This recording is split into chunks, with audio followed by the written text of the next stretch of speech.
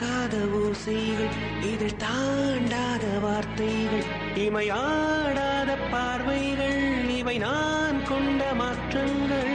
சொல் என்னும் ஓர் நெஞ்சம், எதிரில் என்னும் ஓர் நெஞ்சம், எதிர்பார்க்காமல் என் வாழ்வில் ஒரு போர்க்காலம் ஆரம்பம். இதயமே துடிக்கிறதா, துடிப்பது போல் நடிக்கிறதா, உரைத்திடவா மறைத்திடவா, ரகசியமாய் தவித்திடவா.